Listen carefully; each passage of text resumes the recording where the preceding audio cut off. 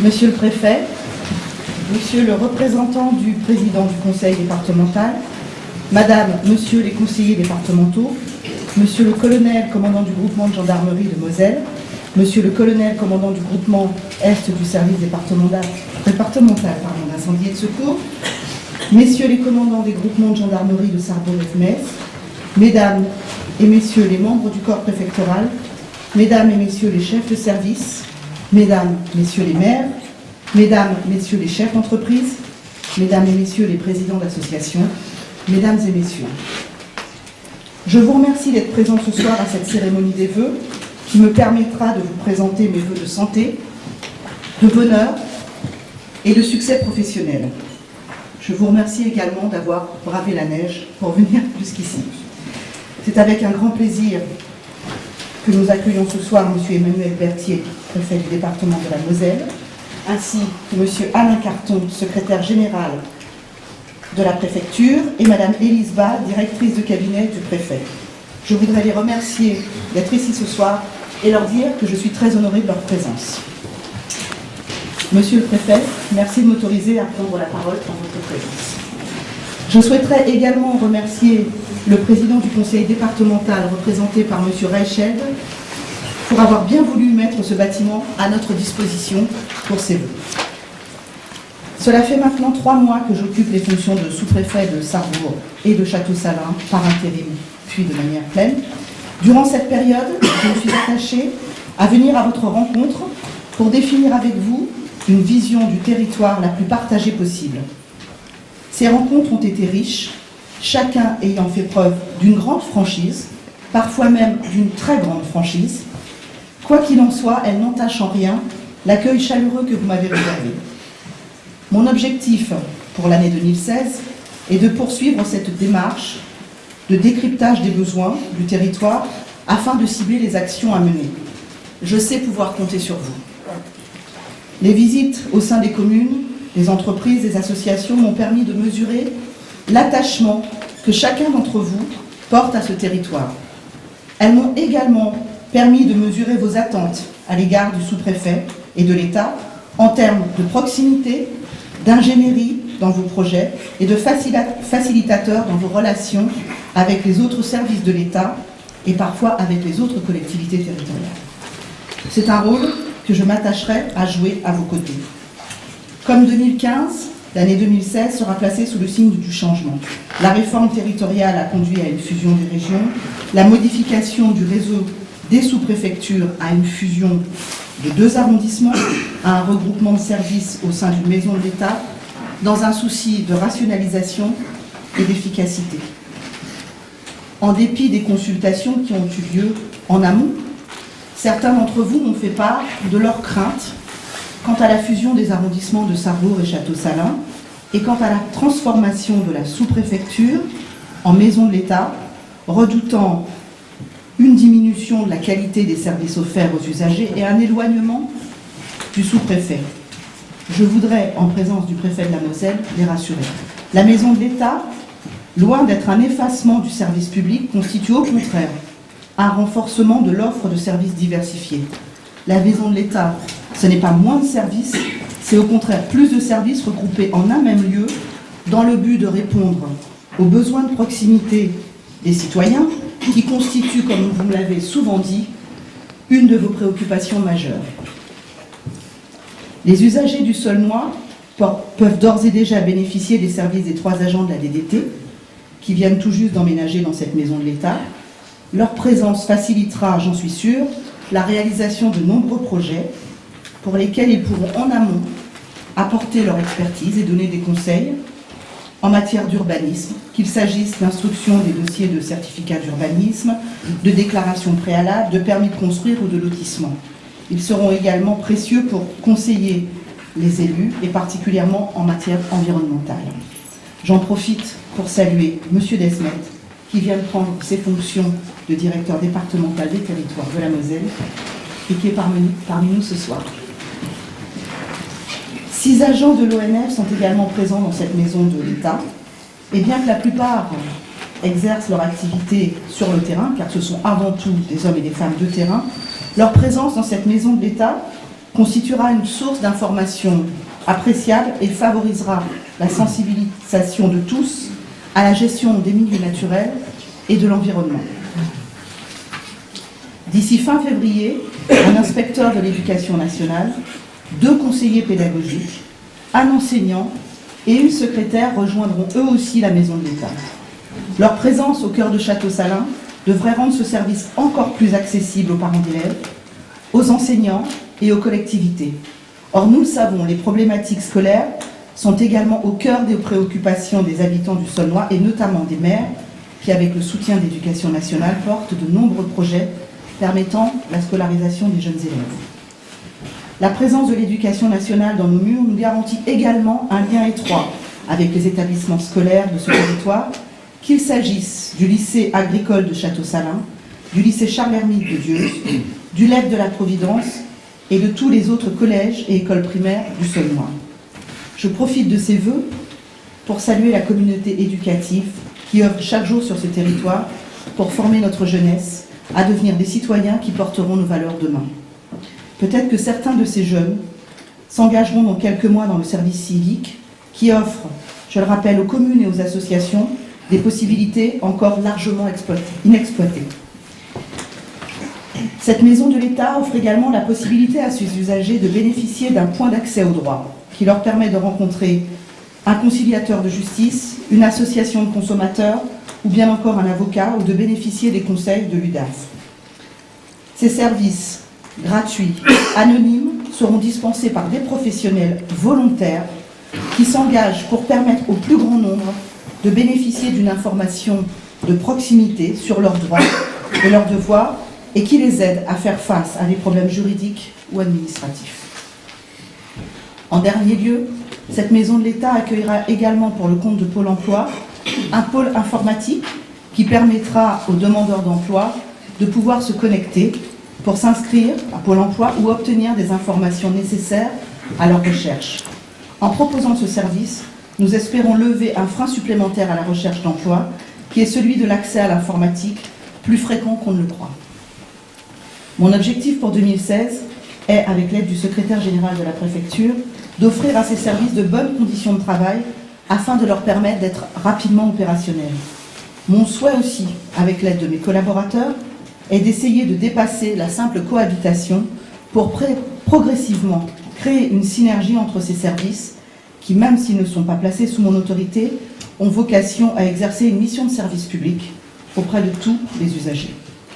Mesdames, Messieurs, qui arrivez dans cette maison de l'État, sachez que nous sommes très heureux de vous y accueillir. Je ne peux pas parler de la mise en place de la maison de l'État sans saluer mes collaborateurs qui, depuis quelques mois, poursuivent leur mission au milieu des travaux et parfois du froid.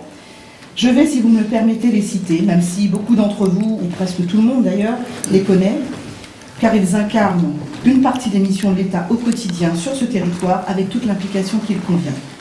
Madame Gachotte, secrétaire générale de la sous-préfecture de Sarrebourg-Château-Salins, Madame Catherine Huel-Schroeder, chef de pôle des collectivités locales et adjointe de la secrétaire générale, Madame Christine Picard, en charge de l'intercommunalité et des subventions, Madame Patricia Stoll, en charge des dossiers ayant trait à l'environnement, Nathalie Clémence, chef de pôle réglementation, Monsieur Pascal Martin, en charge des autorisations et détentions d'armes, Madame Suzanne Dehan, chargée des détentions d'armes et des dossiers réglementaires, Madame Fabienne Evin, chargée des médailles du travail et des manifestations sportives. Vous le savez, la création de cette maison de l'État s'accompagne aussi de la fusion de 2 arrondissements, prévue par le décret du 29 décembre 2014. Je tiens à préciser que fusion n'est pas synonyme d'une quelconque absorption d'un arrondissement par un autre, puisque chaque partie de ce nouvel arrondissement au contour élargi conserve ses spécificités, ses élus, son chef-lieu. Cette fusion vise simplement à rendre plus rationnelle l'action publique dans un souci d'efficacité. Il est vrai que cette fusion me conduit à devenir à la fois sous-préfète de Sarrebourg et de Château-Salins. Bien que cela puisse être surprenant peut-être, moi j'y vois des avantages. Le premier est une meilleure prise en compte de la complémentarité du Saulnois et de la partie sarrebourgeoise de cet arrondissement. les rencontres et les projets menés avec les acteurs socio-économiques et les collectivités des deux parties de l'arrondissement devraient me permettre, ainsi qu'à mes collaborateurs et au service de l'État, de renforcer la cohérence des politiques publiques mises en place sur ce territoire. Le second avantage est la possibilité de réinventer, avec vous tous ici présents, de nouvelles méthodes de travail en faisant preuve d'inventivité, afin que nous puissions travailler mieux ensemble dans cette nouvelle configuration. Je crois en effet que la proximité ne se résume pas uniquement à la présence physique. Je voudrais revenir quelques instants sur la cohérence de l'action publique pour rappeler que dans certains domaines tels que l'emploi, la mutualisation des moyens est déjà depuis plusieurs années engagée sur l'ensemble de l'arrondissement Château-Salins et Sarrebourg. En effet, les services qui composent le service public à l'emploi, qu'il s'agisse de la DIRECT, de Pôle emploi, de la mission locale de la Maison de l'emploi ou encore des chambres consulaires, ont depuis longtemps décidé de conduire leur action non sur la carte de 2 arrondissements, mais bien sur un bassin d'emploi qui regroupe Château-Salins et Sarrebourg. Ainsi, Pôle emploi basé à Sarrebourg assure déjà des permanences à Château-Salins, et il en est de même pour la mission locale de Moselle-Sud et pour la Maison de l'emploi. Cette mutualisation des moyens nous sera d'autant plus utile si l'accroissement de l'activité de Ficomiror à Dieuze au cours de l'année 2016 se confirme. Je ne sais pas si le directeur de Ficomiror est parmi nous, mais je voudrais qu'il sache ce soir que les services de l'État seront aux côtés des collectivités pour accompagner ce projet s'il se concrétise. Au-delà des mots, quelques chiffres témoignent du soutien de l'État, du soutien que l'État apporte à ce territoire et de l'activité des agents. Je commencerai par la DETR, qui constitue, si j'ai bien compris, un moment de l'année toujours très attendu. Je voudrais vous rappeler qu'en 2015, plus d'1 million d'euros de subventions au titre de la DETR ont été accordées. 43 demandes de subventions ont été réceptionnées à la sous-préfecture. Sur ces 43 demandes, 30 dossiers ont été retenus. 2 dossiers ont fait l'objet d'une subvention supérieure à 200 000 euros. Il s'agit de la maison de santé pluridisciplinaire à Dieuze et de la réalisation d'un bâtiment relais destiné à abriter l'atelier cuisine et la salle de restauration de le PMSMS d'Albert Stroff, projet porté par la communauté de communes. La nouvelle campagne débute en février et je suis certaine que les projets ne manqueront pas. L'activité de la sous-préfecture et de ses agents sur l'année 2015 a également beaucoup porté sur l'intercommunalité avec le recueil et le suivi des délibérations des conseils municipaux dans le cadre du schéma départemental de coopération intercommunale qui vous a été transmis en octobre dernier. Les collectivités locales ont fait part de leur souhait de maintenir l'intégralité des syndicats intercommunaux. Ces éléments seront à nouveau abordés dans le cadre de la CDCI qui sera réunie prochainement par Monsieur le Préfet. Au cours de l'année 2016, une attention particulière sera également portée avec l'aide des porteurs de projets au suivi de la consommation des crédits du CRSD. Pour mémoire, 612 000 euros de subventions frais ont déjà été versés, ainsi que 844 767, très précisément, euros de subventions SNAT. Dans les mois à venir, de nombreux projets actuellement en cours avanceront de manière significative ou seront peut-être finalisés. Je pense en disant cela au projet des Salines Royales, je sais cher à M. Lormand, ou à celui de la ZAC de la Sablonnière, porté par la communauté de communes et la ville de Dieuze. Je pense aussi au projet de maison médicale pour les handicapés vieillissants, porté par Mme Maillard et la ville de Château-Salins et la communauté de communes. Le rôle de l'État, comme l'a récemment rappelé M. le Préfet lors de ses vœux, est la protection des Français, au même titre que le développement de l'activité et de l'emploi, car il constitue l'une des priorités du Président de la République. Cette protection de la population ne peut se faire sans la protection de nos valeurs de laïcité, de liberté et de fraternité qui caractérisent notre démocratie. Cette protection est assurée au quotidien par les fonctionnaires de la gendarmerie, par les fonctionnaires aussi du renseignement territorial, mais également par les militaires très présents dans le Saulnois, et sur le volet sécurité civile par les sapeurs-pompiers professionnels ou volontaires. Je tiens ce soir à saluer leur action et leur engagement au service des citoyens. D'après les éléments qui m'ont été transmis par les autorités de la gendarmerie, cet engagement se traduit d'ailleurs par un recul des actes de délinquance dans le Saulnois pour l'année 2015.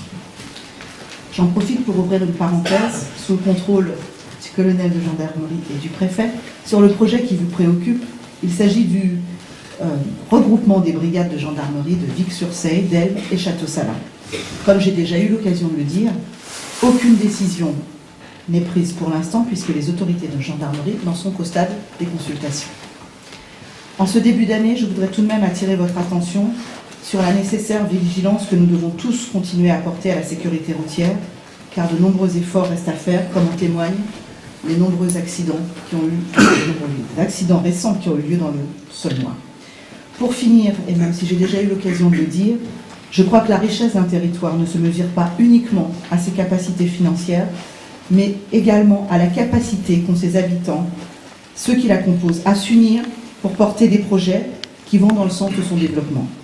Je souhaite pour l'année 2016 que nous puissions faire preuve de solidarité pour développer et valoriser ensemble tous les atouts de ce territoire et en assurer une meilleure cohésion. Je souhaite que 2016 soit pour chacun d'entre vous une année pleine de projets, de réussite et de bonheur. Je vous remercie.